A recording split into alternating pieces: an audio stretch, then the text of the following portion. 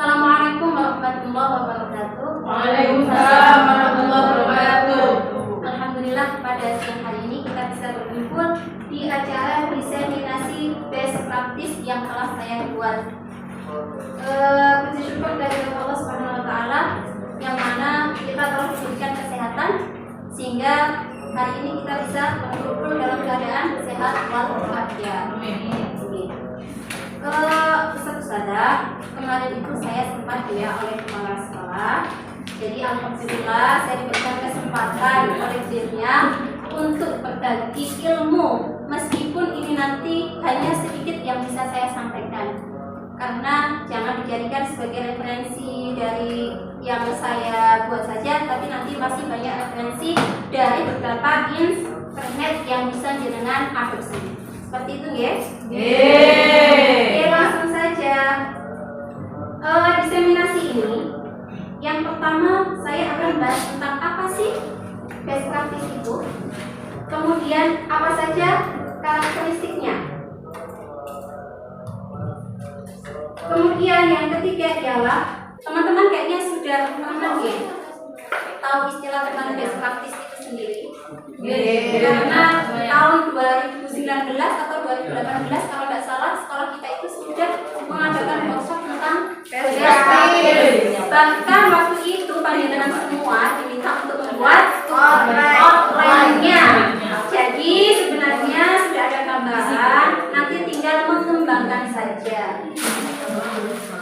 Best practice sendiri, mungkin Ustazah Ito bisa menjelaskan. Kalau dalam bahasa Inggris, best practice itu apa Ustazah artinya? Praktek terbaik. Iya, praktek terbaik.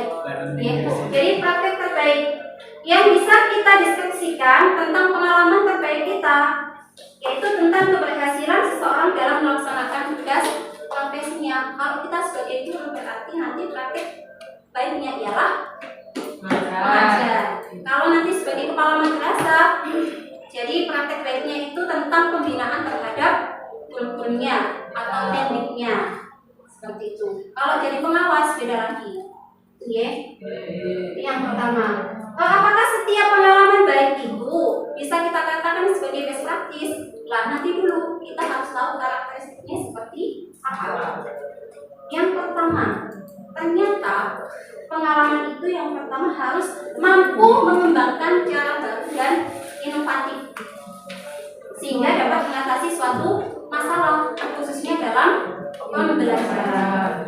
Yang berikutnya ada perubahan terhadap peserta didiknya. Jadi mampu memberikan perubahan terhadap peserta didik. Sedangkan yang ketiga ialah manfaatnya itu berkelanjutan. Jadi tidak berhenti pada saat itu saja. Berikutnya, mampu menjadi model atau memberikan inspirasi kepada teman-teman yang lain. Dan yang keempat, ini juga penting sekali, cara yang kita gunakan bersifat ekonomis. Jadi tidak membutuhkan biaya yang cukup mahal. Seperti itu karakteristiknya. Next, untuk format penulisannya, ini nanti seperti yang saya sampaikan di awal, format penulisannya itu tidak saklek seperti apa yang saya cantumkan di sini, karena masih banyak beberapa perbedaan tentang format penulisan. Yang pertama ada bagian awal. Bagian awal ini nanti ada halaman judul, ada halaman pengesahan, biodata penulis, kata pengantar, daftar isi. Sedangkan bagian isinya ada pendahuluan. Apa saja di bagian pendahuluan? Ada latar belakang, ada jenis kegiatannya apa, manfaatnya apa, kemudian pelaksanaan kegiatan. Tujuannya apa sih dilaksanakan kegiatan best practice ini? Sasarannya siapa? Materinya apa yang panjenengan angkat? Metode yang digunakan seperti apa? Media dan instrumen yang digunakan juga seperti apa? Kapan waktunya dan di mana? Otomatis di Al-Multazam ya. Oke. Kemudian ada hasilnya juga. Terkait itu juga ada masalah atau kendala yang kita hadapi. Itu apa sih upaya yang bisa digunakan untuk mengatasi masalah tersebut. Nah, sedangkan bagian akhir itu nanti ada kesimpulan sama rekomendasi kita, dan dan juga daftar pustaka. Dan bagian ini, bagian penunjang yang terakhir, bagian penunjang ini kayaknya sesuatu yang sepele, tapi ini sangat-sangat diperlukan sekali. Karena ada RPT, ada lampiran-lampirannya yang itu memang menunjukkan bahwa kita sudah melakukan tes praktis. RPT-nya mana? LKPD-nya mana? Soalnya apa? Kemudian hasil tesnya bagaimana? Dan jangan lupa dokumentasi. Bisa berupa foto, bisa berupa video nanti bisa jenengan upload ke YouTube biar tidak terhapus. Ya. Nah ini sudah masuk ke best practice saya, ya. Apakah saya terlalu cepat? Tidak. Saya berharap diseminasi. Namanya diseminasi itu kan saya memberikan informasi dan panjenengan bisa memanfaatkan informasi itu untuk kegiatan selanjutnya. Oke. Jadi bukan berarti ini hanya sebagai syarat saja. Saya harap nanti jenengan benar-benar bisa membuat best practice. Saya yakin bisa. Masih belum. Ya, itu harapan dari kepala madrasah. Oke, ini saya mengambil judul implementasi pembelajaran aktif. Implementasi pembelajaran aktif pada materi himpunan sebagai upaya meningkatkan kemampuan berpikir kritis dan kreatif siswa kelas 7C. Saya kemarin di kelas 7C yaitu MTS Al-Muntazam. Apa sih yang melatar belakangi saya untuk mengambil judul itu? Yang pertama adalah peraturan pemerintah nomor 57 tentang ini. Jadi sebenarnya bukan hanya berlaku di matematika, tapi semua mata.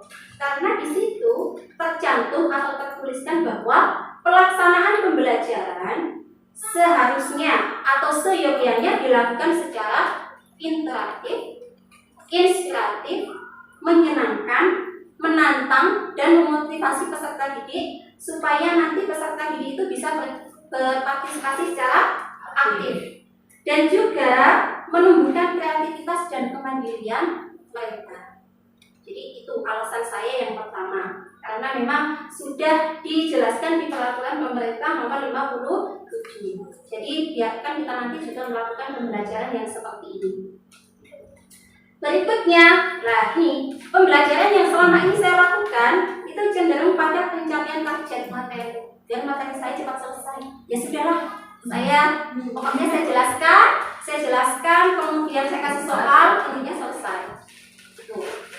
Ternyata hal itu kurang sekali untuk menumbuhkan berpikir kritis dan kreatif siswa. Sedangkan ini juga yang ketiga, seringnya adalah ceramah sehingga anak-anak menjadi kurang antusias bahkan mengantuk saat di kelas. Inilah 3 hal yang melandasi saya untuk mengambil best practice dengan judul pembelajaran aktif.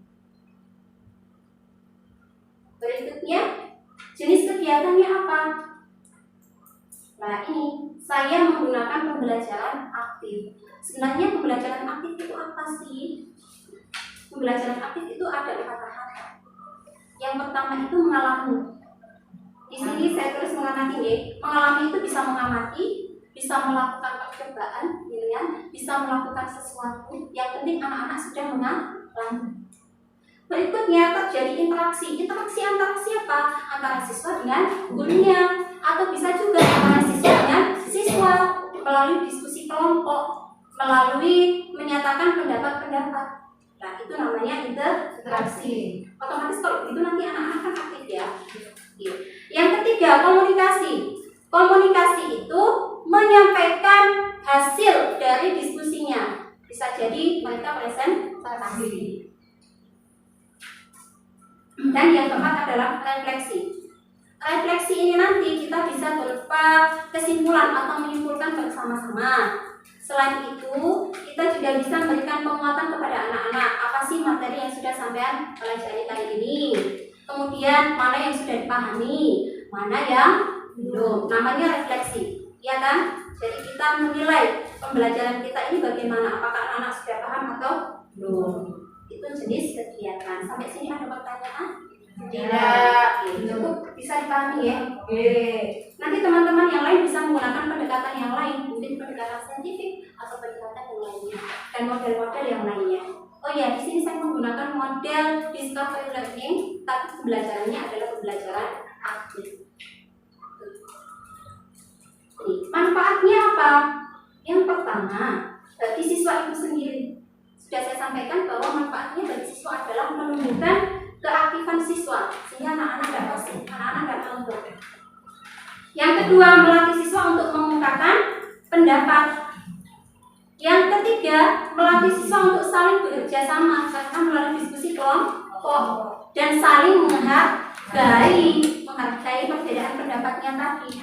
Dan yang keempat, ini adalah melatih siswa untuk presentasi di depan teman-temannya. Karena itu penting sekali. Kalau tidak dilatih dari sekarang, kapan lagi? Ya, mumpung masih MTS. Itu manfaatnya. Sedangkan bagi guru apa? Ini sebagai ilmu baru yang bisa saya terapkan dalam kegiatan belajar mengajar sehingga siswa tidak merasa bosan. Jadi nanti sesekali kita terapkan pembelajaran aktif lagi. Nah, sebagai ini dari madrasah apa? Memberikan dorongan positif untuk berpartisipasi aktif dalam menerapkan pembelajaran aktif dan menyenangkan di madrasah. Harapannya nanti bagi madrasah, guru yang ada di madrasah juga menerapkan pembelajaran yang aktif dan menyenangkan. Itu harapannya. Oke, lanjut. Tujuan dan sasaran. Tujuan saya menulis gas praktis ini adalah untuk mendeskripsikan praktik baik penulis dalam menerapkan pembelajaran aktif di kelas. Ya, jadi untuk mendeskripsikan. Sedangkan sasarannya adalah siswa kelas 7C. Anggotanya ada 19 orang. Materinya apa? Saya mengambil materi himpunan. Nanti materinya dengan tulis semuanya. Kalau memang mau buat gas praktis, bukan hanya sub-subnya, tapi semuanya ditulis. Oke, ini yang saya tampilkan hanya sebagian saja. Metodenya bagaimana? Nah ini, ketika melakukan metode kegiatan harus menerapkan beberapa poin. Yang pertama kita harus menetapkan KD dan IPK-nya. KD-nya apa? IPK-nya apa? Nanti masing-masing guru berbeda-beda ya KD dan IPK-nya. Kemudian target kompetensi. Tadi kan saya sudah menetapkan KD sama IPK. Tidak semua KD itu saya gunakan di base practice ini. Namun ada target tersendiri karena keterbatasan waktu. Jadi yang saya targetkan adalah tentang menjelaskan pengertian himpunan, kemudian mana yang merupakan himpunan dan bukan himpunan, kemudian menyatakan himpunan dan menjelaskan pengertian himpunan semesta. Setelah itu, kita juga harus menetapkan pendekatan pembelajarannya. Kalau saya tadi kan pendekatan pembelajaran aktif. Nanti tergantung panjenengan mau pendekatan apa. Boleh pendekatan saintifik, monggo. Berarti harus mencapai 5M itu ya pendekatan saintifik. Kemudian menetapkan rancangan kegiatan pembelajarannya, RPP-nya. Seperti apa sih pembelajaran aktif itu? Nah ini yang pertama ada kegiatan mengamati atau mengalami. Di sini siswa saya beri potongan gambar hewan-hewan. Kemudian beberapa peserta didik diminta maju ke depan mengelompokkan hewan-hewan tersebut berdasarkan ciri dan kesamaannya. Setelah itu saya bertanya, kalian mengelompokkan hewan berdasarkan apa? Bagaimana kalian mengelompokkannya? Apakah yang kalian kelompokkan itu termasuk himpunan? Kalau himpunan mengapa? Kalau bukan mengapa? Setelah itu anak-anak diminta untuk mencari contoh himpunan dan bukan himpunan. Nah ini kegiatan waktu mengamati. Terlihat ya? Ini kegiatan waktu mengamati. Oke. Selanjutnya anak-anak saya bagi kelompok. Anggotanya 4-5 anak. Nanti untuk pembagian kelompok minta tolong disesuaikan dengan jumlah siswanya. Kalau bisa jangan terlalu banyak biar lebih efisien dan efektif. Setelah itu anak-anak diminta untuk mengerjakan LKPD. Nah, ketika mereka mengerjakan LKPD inilah ada interaksi juga. Jadi ada interaksi. Sebelum mereka mengerjakan LKPD, di sini anak-anak juga saya kasih kartu berwarna untuk menemukan konsep himpunan semesta. Mereka berkelompok sesuai dengan warna kartu yang didapat. Nah, seperti ini. Nah, seperti ini. Jadi mereka berkelompok sesuai dengan warna kartu yang didapat. Ini anak-anak senang sekali waktu itu. Jadi memang benar-benar gak ngantuk karena ada kegiatan fisik. Lanjut ke sana, ayo kumpul warna kuning, ayo kumpul warna hijau. Mereka senang sekali. Apalagi ada tali rafia yang mengelilinginya. Jadi yang kelompok kuning semuanya kumpul di kuning, kelompok merah kumpul di merah. Jadi mereka senang sekali. Berikutnya, kalau sudah anak-anak mempresentasikan hasil diskusinya, ini bagian dari komunikasi. Ini saya waktu itu ada Sarah Alivia kelas 7, dia berani presentasi dan saya lihat nampaknya sampai sekarang dia berani untuk presentasi. Di kelas 8 saya kemarin waktu untuk saya itu juga Sarah yang berani presentasi. Kemudian waktu ada kegiatan bisnis day itu juga Sarah. Jadi manfaatnya memang tampak sekali dari pembelajaran ini. Yang maju promosi. Iya.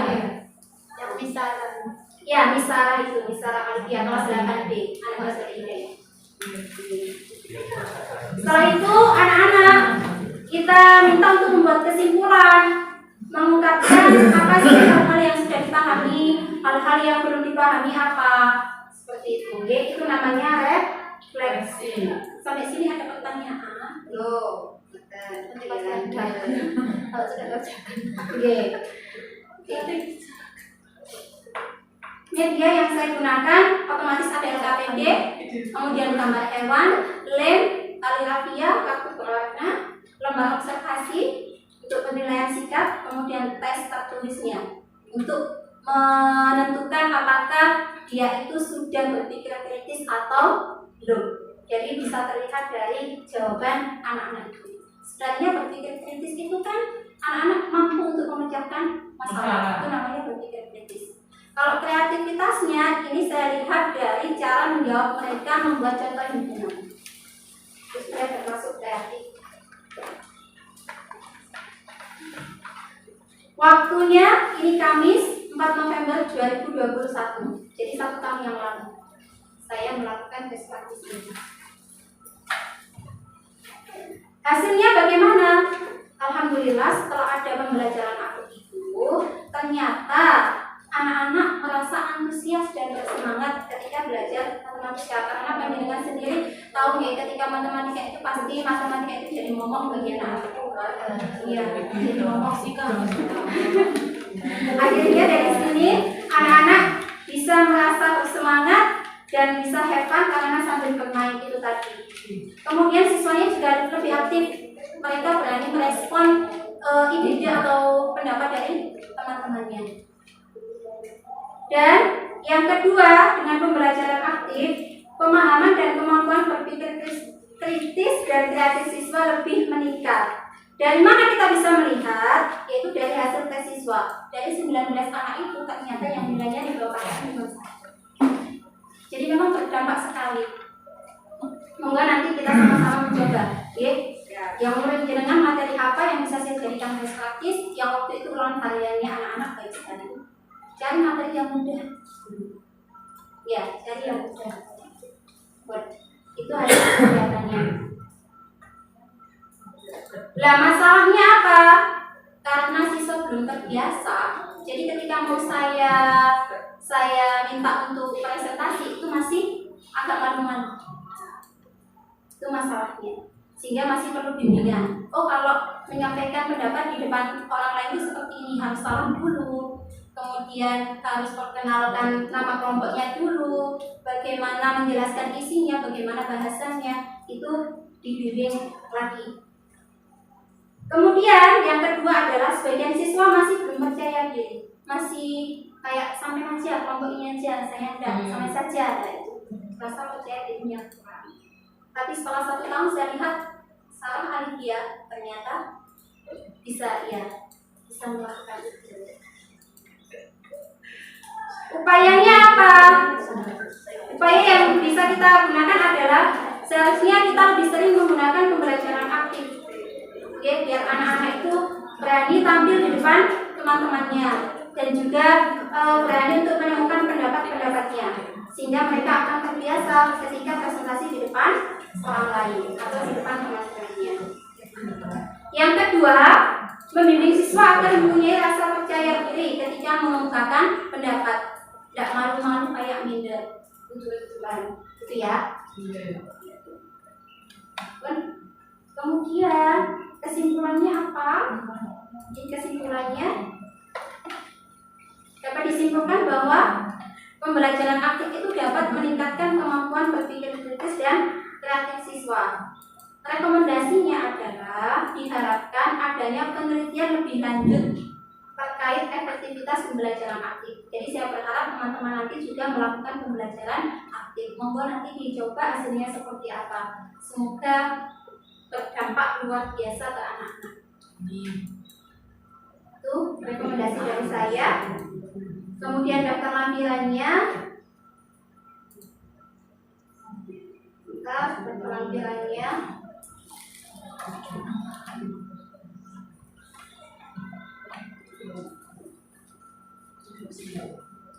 Ini daftar lampirannya.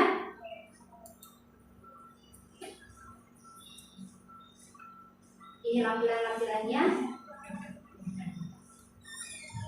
Bentar, ada RPP, ada LKPD.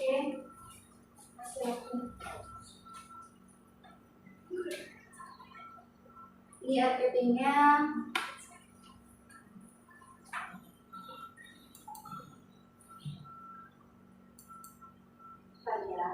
Ini RPP-nya.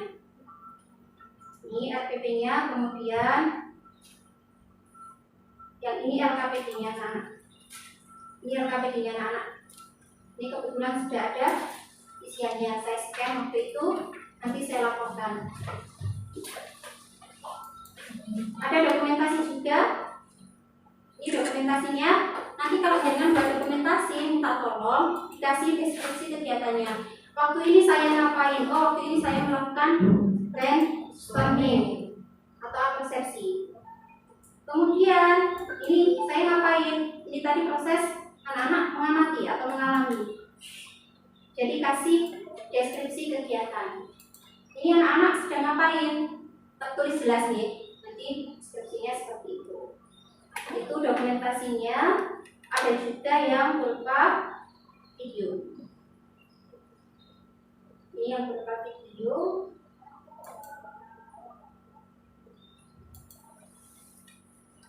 Cuma judulnya adalah pembelajaran discovery learning. Monggo nanti dibuat, kita sama-sama berkarya dengan kemajuan Al-Multazam dan kemajuan anak-anak.